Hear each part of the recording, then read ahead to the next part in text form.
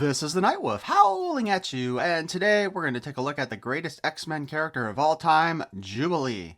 This is from the Xmen 97 line of figures, based on the revamped, rebooted, continued cartoon from the 90s. This Jubilee is in a different outfit than she wore in the original series. For whatever reason, they decided to put her in her vampire garb. For more information on that, well, we can always talk about that some other time. But let's just say she was turned into a vampire for a few years after she lost her powers in the comic books.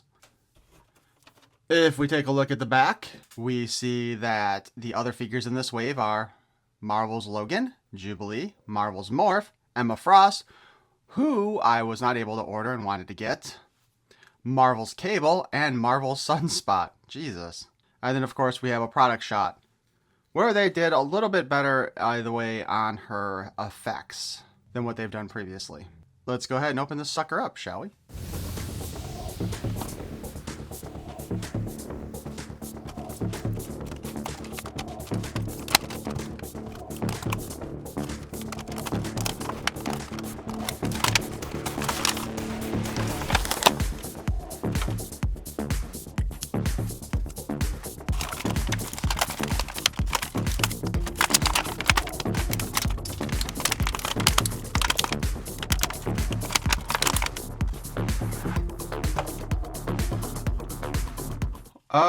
Well, that's already a bad sign. What the hell? Dude, look at this! She's literally missing a joint!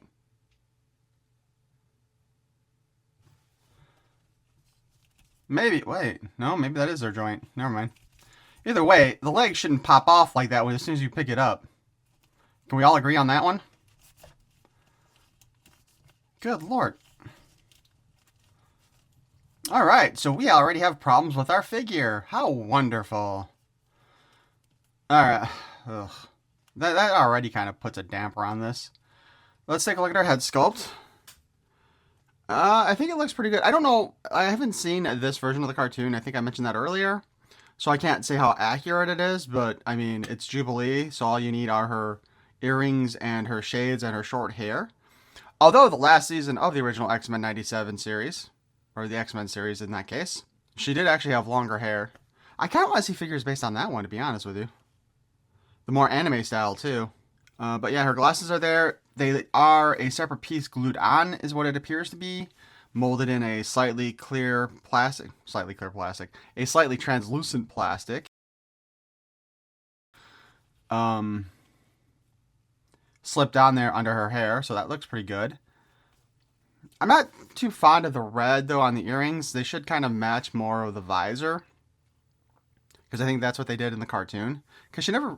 I shouldn't say she never put her glasses down, but she rarely ever had her glasses down in the series. The body looks like this. I don't know if this is a reuse of anything. Probably not. Although we'll have to double check. She does have uniboob syndrome. Something that happened a lot in old Mattel's old figures. It does look like we could technically take her jacket off if we want. So let's go ahead and do that just for shits and giggles. Which of course leaves us with kind of a weird looking figure.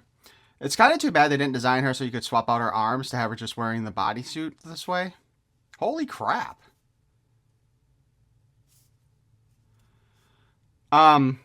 She's got an ass. Wow. So they gave her a uniboob and they gave her a hell of an ass. Good God. This is like those yoga pants that are designed specifically to cup and go up the crack of a woman's ass. You know exactly what I'm talking about, too. Don't tell me you don't. Her jacket itself, though, is very stiff and rubbery. Well, not very stiff, but obviously it's going to stay that shape. Surprisingly, though, aside from the fact that you can tell that this is kind of a weird jacket-like sleeves, these actually would work kind of nicely just like this. But again, I think they should have gone ahead and given us a separate set of arms just so that she could be wearing it like a combat suit without her coat.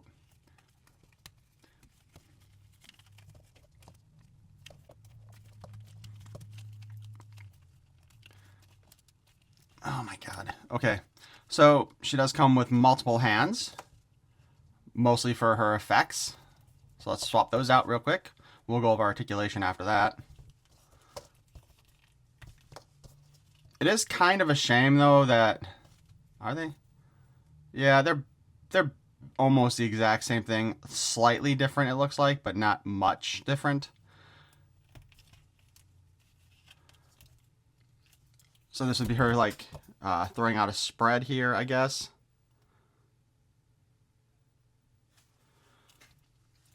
So the immediate problem I have with this is, again, it looks like she's kind of like, I don't know, I guess, how would you put it? Like, they almost have to be sit this way so it looks like the fireworks are falling down.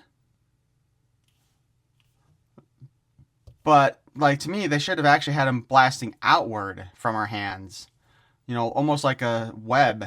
So, you know, start small here and then expand this way. Again, I haven't watched the cartoon, so I don't know if, like, maybe this is accurate for the cartoon itself. But just as a... I guess just as physics would go with this, I just don't see how these things would, like, make this form. Like, except for, like, if she's, like, throwing her hand, you know, like that. I just don't see how it goes into that form. So let's go ahead and remove those. We have one of these little weird open hands.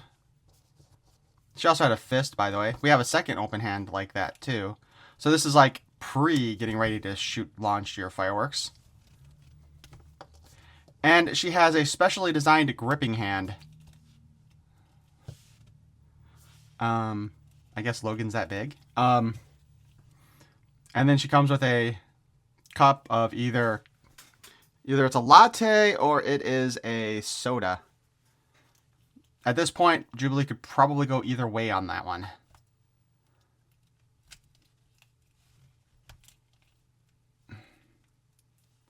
You can almost make it look like she's drinking it. Almost. I think I would have liked to have had some basic grasping hands, though, for her. You know what I mean? I'm not a big fan of the hands being spread out like this. But as I said before, let's go ahead and go over her articulation. Her head is on a ball joint. It does have like a big loose open area there at the top. So she can nod up and down. You know what it is? It looks like she's got a baby face here. And yeah, I never really thought about this, but yeah, she can shake her head back and forth. Look down, look up, look back, broken neck. Yeah, so that's her head. No butterfly joints on her. You can rotate her arm 360 though. You can get her to lift her arms out about this far. We do have an actual bicep cut here, although it's hard to get to move. Well, now it's finally moving. Double jointed elbows. This seems to be the thing that that other companies are removing again. Like Mattel with their Masterverse figures, the female characters are losing their double jointed elbows. Because I think even the new She-Ra that they put out for new Etheria, I think that one only had single joints too, didn't it? Hand can spin, and it has the in and out hinge. All of her extra hands have the in and out hinge, even the ones with the glowing gunk on them. By the way, this is another fun thing real quick, just because I'm having an ADHD moment, I think, or whatever. Originally, she was designed with like fireworks. Then one of the artists started doing what he called plasmoids for, where it was almost like a liquidy explosive type of thing. And this looks like it's supposed to be a combination of the two. All right, she has a boob cut, so she can spin it all around on her waist, kind of wiggle it a bit. There's no actual waist cut, however. Her legs can...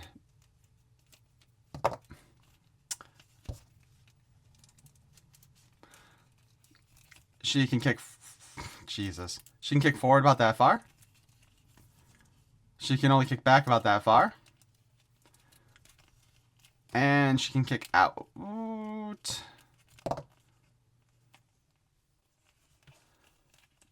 Does everybody's Jubilee figure do this just out of curiosity, or is it just mine?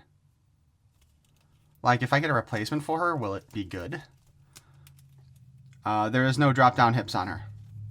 We do have, obviously we have a thigh cut because it keeps on falling apart at the thigh cut. So this one just falls off. This one actually spins. We do have a double joint in the, we do have a double joint in the knee here. And we have a boot cut. Her leg can also, it has a hinge, but it's not hinging. Here, it hinges on this side. And let's see, does it spin? It does spin. So the leg that keeps on falling off does actually have, every other joint in it is apparently super tight. There we go. I broke the seal or whatever. So now her other foot moves too. I don't know what to do about this.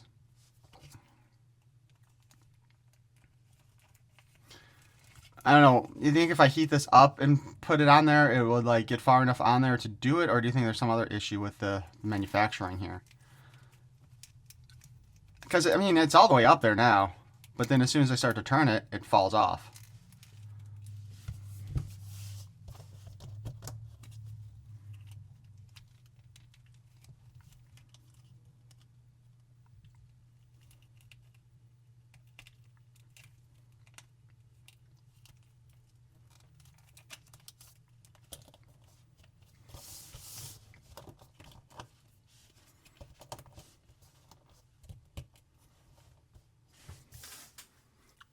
As a quick comparison here is our first Jubilee that they released in the Marvel Legends line. She was a collect and connect figure. She does not really have the uniboob syndrome. Though I honestly, it does kind of look like they might be using the same torso here. And even the legs and boots, I think, are the same. Yeah. The jackets are different. And of course, the chest piece is different and the heads are different. But it looks like basically, possibly from here down, it's the same. Just, you know, this covers a different portion of this than that does. You know what I mean? This and that. Basically, I think the uniboob top there is designed to cover more of the body than the more natural looking boobs do. And also, just because we are talking about the animated series, let's bring out our cell shaded original version of Jubilee. This was meant to mimic the animated series style, even though technically the figure that it was created from was not based on that. The original version of this figure was actually, I think it was a GameStop exclusive, to be honest with you. Part of a wave that was, you know. And it was very hard to get. I had pre-ordered it. They got it in. They never called me to let me know the order was in, and then they sent it back. So I was kind of ticked off. I ended up having to get that one off of eBay eventually. Also, when we put the three of these girls together now, she's either got quite the tan on the vampire version, or she is, they mistook her for the wrong type of Asian, I guess. Like, she's closer to India than China. Alright, so my overall on this figure, the fact that the one leg falls off really does make this kind of suck. The design itself, though, doesn't look too bad. I actually rather appreciate it, and I should probably go ahead and watch the cartoon now, since I got this figure. And I will also say this, it's something I didn't think to mention earlier when I was talking about the head sculpt, but they sculpted her with a little smirk on her face this time, and I really like that, because it gives her a little bit more personality. I appreciate the attempt to try to give us a more interesting effect for her powers than what they've done in the past. As you can see on the other figures I have here, the effects have been absolutely awful. It's either like a Thunder Punch fist or a magic spell being cast. It's not an actual, like, fireworks thing. This time they did attempt to give us a fireworks thing, even if I think the design is not a good choice. Or I should say, the way the design works isn't quite right. But at least it's different and specified for her, because I think all those other effects have come with other characters in the past. It's too bad, though, that they've gotten into this habit of trying to defeminize the characters and figures in a lot of these shows. And figures. Ha! Figures and figures. I wish they'd stop doing that. But again, I do like the look of this figure. I do wish the leg wasn't popping off, and I do think it would have been a great idea if they had gone ahead and given us a second set of arms that could be swapped out with her coat, so that she could just be in the full battle suit and not with her jacket. That would also have gotten people to buy a second figure for display purposes too, you know what I mean? Also, I think this is the first Jubilee that they put out that didn't come with a bubblegum blowing face. Not that I like that face or anything, because obviously I don't have it on any of these figures. I don't even know where I packed them away. Oh no, actually no, I don't think the vampire version of her actually had that either. Still, I am hoping I can get my hands on the Emma Frost figure so I can review her. Actually, I do have another Emma Frost figure that I got previously that I haven't opened up yet either. But I hope you enjoyed this look at the Marvel Studios X-Men 97 Jubilee figure. And if you did, please feel free to blast that like button. And if you want to hear more of my nonsense in the future, you can subscribe. I thank you for watching. Peace and love.